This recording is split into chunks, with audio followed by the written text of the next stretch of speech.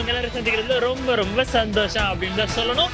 இன்னைக்கும் நிகழ்ச்சி வழக்கம் போல சிறப்பா இருக்கும் அப்படின்னு நம்புறேன். ஏன் அப்படின்னா எடுத்துட்டு வந்திருக்க கேள்வி அந்த மாதிரி உங்கள் ஆழ் மனசின் நாடகங்கள் ஏக்கங்கள் அது எல்லாத்தையுமே நீங்க சொல்ல போறீங்க அப்படின்றதுல எனக்கு எந்த ஒரு டவுட்டுமே கிடையாது. என்ன கேள்வி தெரிஞ்சு காரமா இருக்குங்கல்ல, அது நம்ம நிகழ்ச்சிக்குள்ள போனா தானே தெரிஞ்சுக்கூடிய. ஸோ வாங்க நிகழ்ச்சிக்குள்ள போலாம்.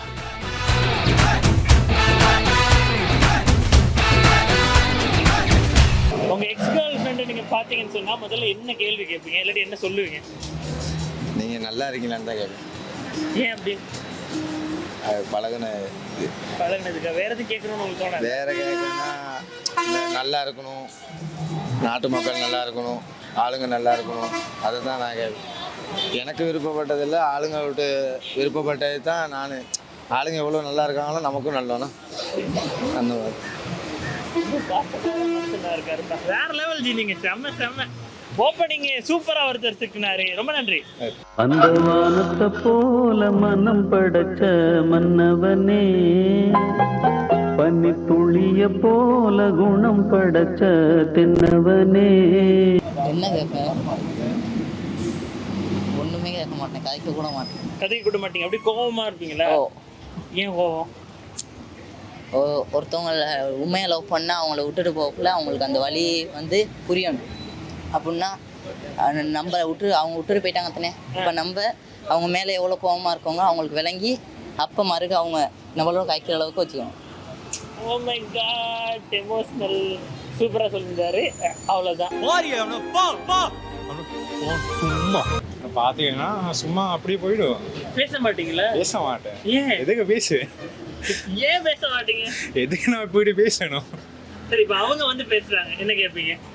ஒண்ணுமே கேட்க மாட்டாங்க, பேசுறது நானும் பேசிட்டு அப்படியே போயிடுவான். பழைய கதை எதுவுமே கேட்க மாட்டீங்களா? கேட்க மாட்டேன். ஏன் அப்படிதானே? அப்படி மெயின்டைன் பண்ணிட்டு அதே கம்பீரத்தை யாரோ எவரோ மாதிரி மெயின்டைன் பண்ணு.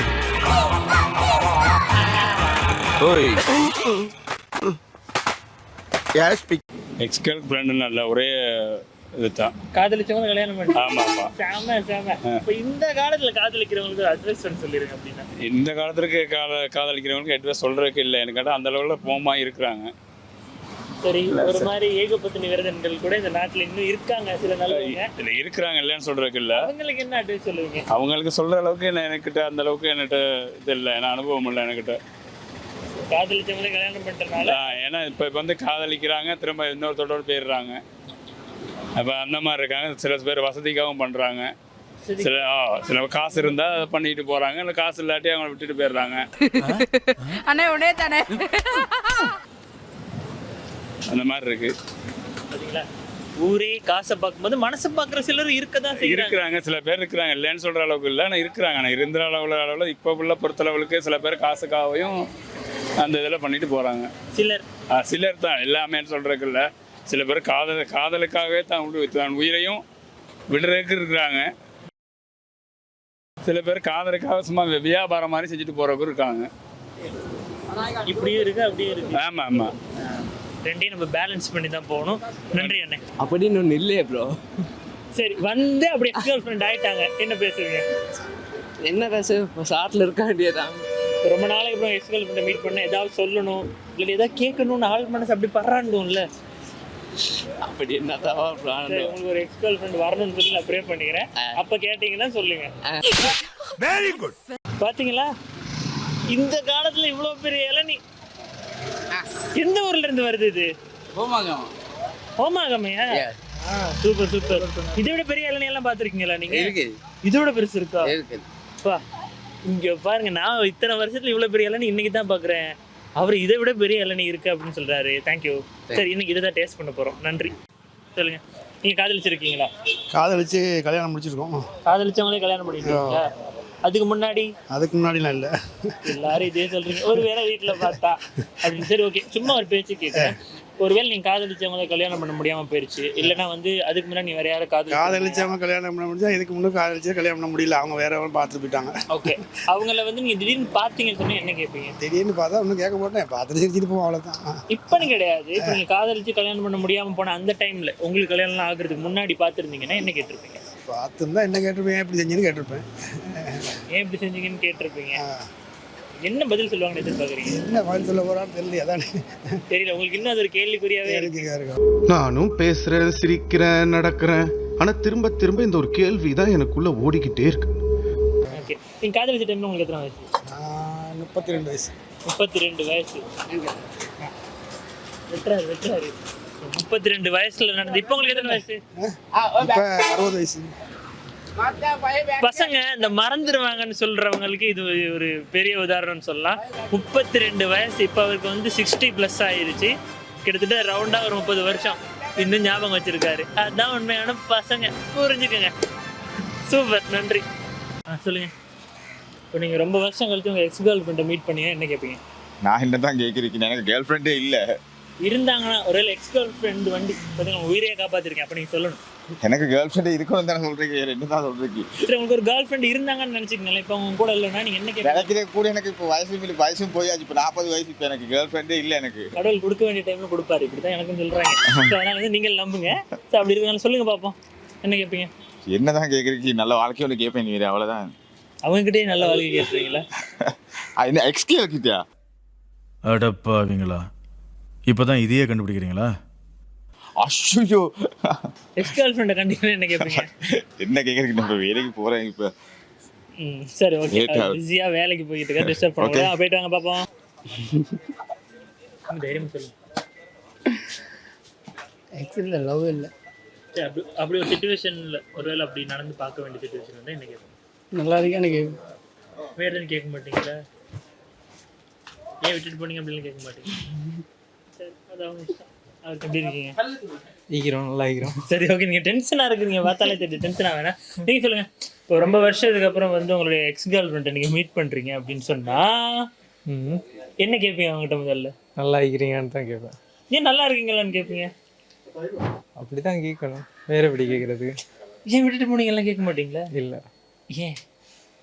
என்ன அவங்களுக்கு தேவையில்லாதனால இப்படி விட்டுட்டு போகிறாங்க. ஸோ எதுக்கு நான் கேட்கணும்? கேட்டு அவங்களை கஷ்டப்படுத்த வேணாம் அப்படின்ட்டு என்ன ஒரு மனு. என்ன கேட்பீங்கன்னு சொல்லி தேங்க்ஸ் பண்ணுவேன் ஃபஸ்ட்டு கூட. ஏன் சொன்னால் அவங்க என்னை விட்டுட்டு போனதால தான் நான் எனக்கு சொல்லி ஒரு விஷயம் க்ரியேட் பண்ணி முன்னுக்கு போகிறதுக்குள்ள சான்சஸ் நான் உருவாக்கி கொண்டிருக்குவேன். ஸோ அதான் சொல்கிறேன். இதுதான் மோட்டிவேஷன் அப்படின்றது. செம. இப்போ யாரு கூட இருக்கிறேன்னு தான் கேட்பேன்.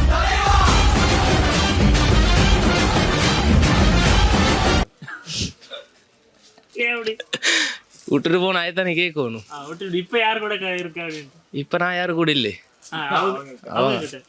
ஆயத்தாங்க யாரு கூட இருக்கிறேன். நிறைய பேர் ஆள் மனத்தில் கேட்க நினைக்கிற கேள்வி. நல்லா இருக்கிறத சொல்லி கேட்பேன். வேற எதுவும் கேட்க மாட்டீங்களா? வேற ஒரு கேட்கல, அது ஊர் ஒன்று முன்னாடி தானே. இல்லை, இப்போ உங்களுக்கும் கல்யாணம் ஆகலை. இப்போ நீங்கள் தனியாக இருக்கீங்க, ஒரு 10-15 வருஷம் கல்யாணத்துக்கு முன்னாடியே அவங்கள பார்க்குறீங்க, என்ன கேட்பீங்க அவங்ககிட்ட?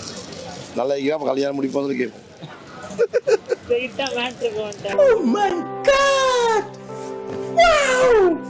அதான் கரெக்ட். எக்ஸ் மீட் பண்ணா கேட்டுருங்க. விஷயம் முடிஞ்சுதான். சூப்பர்ண்ணா. அதுக்கு முந்தி இல்லை, ஒரே காதல் தான். ஒரே காதல், ஒரே கல்யாணம். சத்தியமா? சத்தியம். அப்போ ஓகே, அவரை நம்பலாம். சரி, அப்போ இப்படி சொல்லுங்க. இந்த காலத்துல காதல் பண்றவங்களுக்கு நீ கொடுக்குற அட்வைஸ் என்ன? இந்த காலத்துல லவ் பண்றவங்களுக்கு நீ கொடுக்குற அட்வைஸ் என்ன? இந்த காலம் அது எங்களை மாதிரி பசங்களுக்கு. அப்போ நீங்க சொல்லுங்க, ஒரு ஏதாவது ஒரு நல்ல விஷயம் அட்வைஸ் சொல்லுங்க. லவ் பண்றது தான் நல்லது, லவ் பண்ணி கல்யாணம் தான் நல்லது. இப்போ அப்படி எக்ஸ் கேர்ள் ஃப்ரெண்டை பார்த்தா என்ன கேட்பீங்க? என்ன சொல்லுவீங்க? என்ன கேட்பீங்க? ஏதாவது எப்படி இருக்க, ஏன் விட்டுட்டு போனேன், வச்சுறேன். ஏன் விட்டுட்டு போனேன், எப்படி இருக்க, அவ்வளோதான். இந்த இடத்துல கண்டிப்பாக நான் பேசியே ஆகணும். பசங்க கோபமா சொன்னாலும் சோகமா சொன்னாலும் எப்படி இருக்க அப்படின்ற வார்த்தையை முதல்ல போடுறாங்க. நம்ம நினைச்சதை விட பாசக்கார பசங்க இருக்காங்களே. தானே என்ன பண்றது, பாசமா இருந்ததுக்கு அவங்க நம்ம மேல பாசம் இல்லையே. ஏற்கனவே பல செருப்படிகளை வாங்கிட்டு உட்காந்துருக்கோம். வீட்டில் வாங்குறதும் பத்தாது, வீட்டில் ரோட்டில் எல்லா இடத்துலையும் வாங்கிட்டு கடைசியில் எக்ஸிட்டே வாங்கிட்டு போயிடுறோம். நல்லா இருக்கியான்னு கேட்குறதே தப்பு. என்ன பண்ண? I can understand. சரி, எடுத்துருப்பாங்க. கேட்கணும் சொன்னால் உங்கள் புருஷன் நல்லா இருக்கிறேன்னு கேட்பேன். ஏன் நல்லா வச்சுக்கிறேன்னு கேட்டுக்கொள்ளணுமே. அவங்க இப்போ எப்படி இருக்காங்கன்னு தெரிஞ்சுக்கிறதுக்கு. அவங்க எப்படி தெரிஞ்சுக்கிட்டு அவன் நிலைமையை பார்த்துக்கல. செம. அப்பதான் சான்ஸ் பாடு.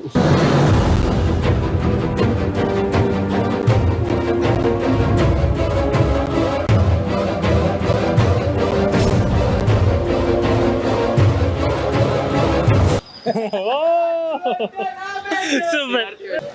நான் ஒரு போதகராக தான் இருக்கிறேன். ஓகே நான் அப்படி ஒரு காதலிக்கவே இல்லை. சரி, அப்படி ஒருவேளை காதலிச்சு உங்களை யாராவது விட்டுட்டு போயிருந்தாங்கன்னு சொன்னா அவங்க என்ன கேட்பீங்க? அந்த ஃபீலிங் ஒன்று என்கிட்ட இல்லை. நம்ம இப்படி பக்தி இதில் தான் இருக்கும். கட்டாயம் கட்டாயம். சரி, ஓகே. ஃபாதரோட பிளெஸிங்கோட தொடர்ந்து நிறைய பேரோட பேசலாம். இன்னும் கேட்கவே நான் பார்த்தாலே அப்செட் ஆகிடும். அடிச்சுட்டு போயிட்டுருவேன். அது பேசாம முகத்தை திருப்பிட்டு போயிருவீங்க. திருப்ப மாட்டேன். அவள் பேச வந்த நீங்கள் விலங்கலை கேட்குது. ரொம்ப நாளைக்கு அப்புறம் உங்க எக்ஸ் கேர்ள் ஃப்ரெண்டை பார்க்குறீங்க. பார்க்குறீங்கன்னா 2 பேரும் மீட் பண்றீங்க. தற்செயலா அப்படி இருக்கும்போது அவங்க கிட்ட நீங்க முதல்ல என்னத்தை கேட்பீங்க? என்ன விஷயத்தை பத்தி கேட்பீங்க? என்ன கேட்பீங்க? பேச மாட்டேன். அப்செட் ஆகிடுவேன். திருப்பி அவங்க உங்கள்கிட்ட வந்து பேசுறதுக்கு வராங்க. அப்ப என்ன கேட்பீங்க? எப்படி இதான்னு கேட்பீங்க. அது கடவுளே, அதே கேள்வி.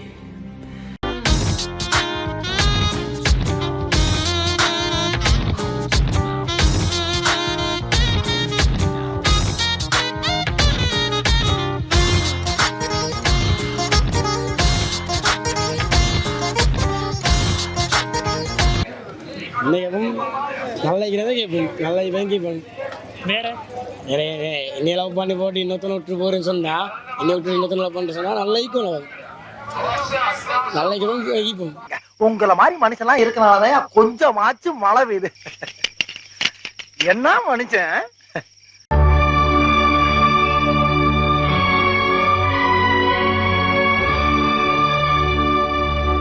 சூப்பர். இல்ல நான் ஒன்றும் சொல்லலை, விட்டுருங்க.